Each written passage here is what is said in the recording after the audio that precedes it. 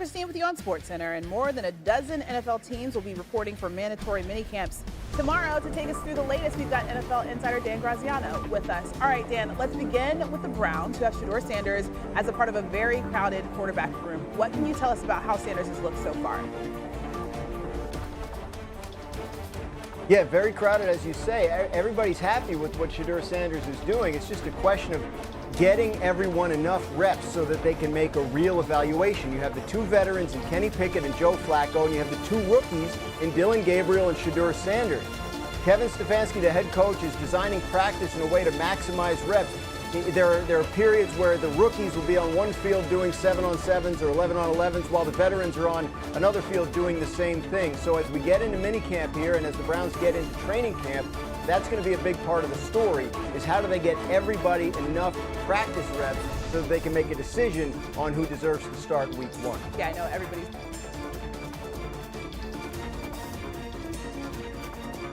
to make an impact right away. What have you been hearing about Travis Hunter in Jacksonville? Oh, so much good stuff, Christine. I mean, you heard Liam Cohen, the head coach, say last week that the defensive backs coach is asking if he can use him more on defense. They're trying to teach him the offense and sort of have him major on that side of the ball and minor in defense right now. But, you know, he's making highlight reel plays like we saw last week with that tipped ball interception. And there's a pretty good feeling in Jacksonville that he'll be somebody who can help them in a number of different ways. He was, of course, the second pick. The first was Cam Ward, quarterback for the Titans. Titans have been very happy with everything they've seen from Cam Ward, first guy in the building, all that good stuff you want from your quarterback. A receiver named Xavier Restrepo, who's undrafted out of Miami, he's had a good connection with Cam Ward early in this offseason, and there's a thought that maybe bringing him in, because he played with him at Miami, has kind of helped Cam's transition. And in New Orleans, you have Tyler Shuck, the rookie out of Louisville. He's in a quarterback competition, ostensibly, with Spencer Rattler. And there are people in that building that like both guys an awful lot. I think there's a chance, that Rattler could show them enough throughout the offseason that he might end up starting. But Shuck, no question about the talent, the arm talent. It has been on display in practices. It's just a matter of how quickly he gets up to speed. And, of course, Rattler has a little bit of a head start on him, having been in the league already. All right, very curious to see how those quarterback competitions end up shaking out. Finally, there's some players that could find themselves on new teams by the time week one rolls around. So what is the latest on Kirk Cousins?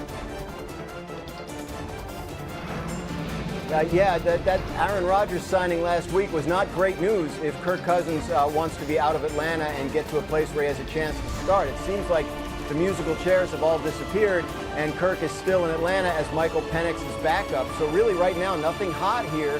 I think someone's situation would have to change, either via an injury to a quarterback or some other way that would open up a market for Kirk Cousins that right now has not materialized. If nothing changes, then he opens the season as Michael Penix Jr.'s backup. I do think the Dolphins are going to get Jalen Ramsey traded.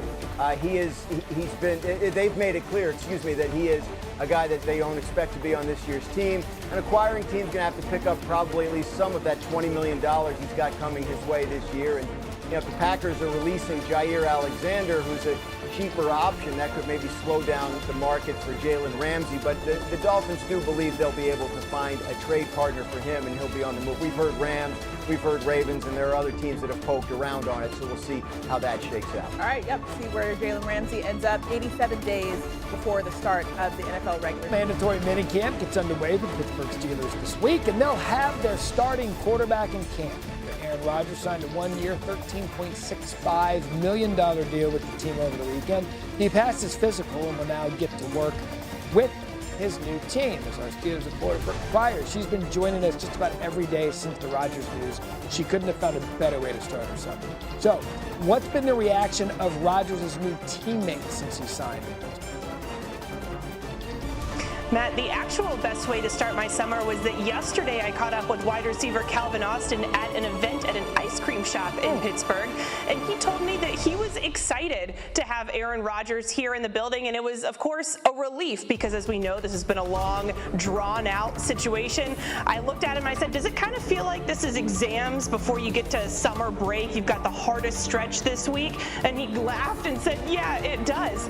And I caught up with another Steelers player, tight end Pat Freiermuth, who, by the way, got engaged this weekend, so congrats to him. And he said he was also excited to have Aaron Rodgers here and that now they can take the steps to get to a Super Bowl. And to me, that just reflects the overall vibe of this team, that it's going to be business as usual, because while things have been a circus outside of the building, it's been pretty calm inside, going about their day-to-day life, because that's just how the Steelers operate. Yeah, just that organization. We talked about the stability of the organization, how that might help with the Aaron Rodgers coming in, everything that seems to follow him. But they got the franchise quarterback. They feel good about it. You've been our Steelers reporter since 2019. You have a great sense of the city and how the fans feel about the team. So what's that reaction been like now that the Rodgers number 8 signing is official?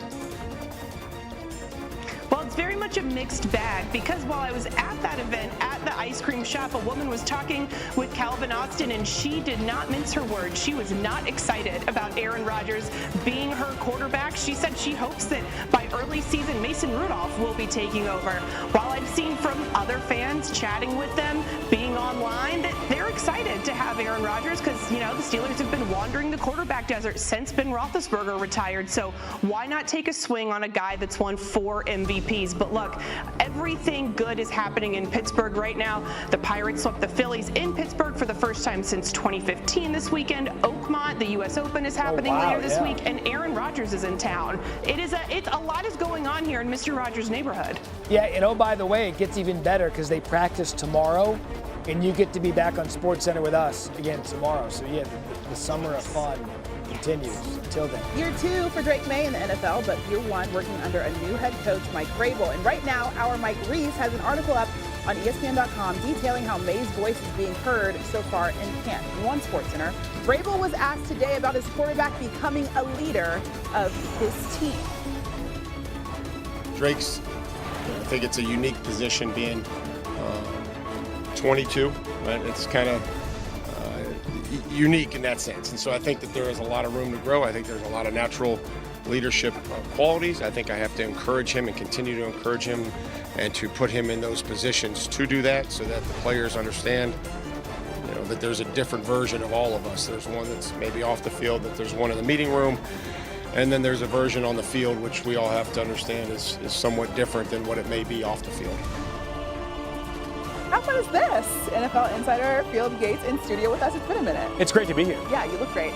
Okay, so what are you hearing about Drake May in year 2? Yeah, so you heard Mike Vrabel talking about how he views Drake May's leadership right now. And of course, Mike has a great pulse on that, being the head coach.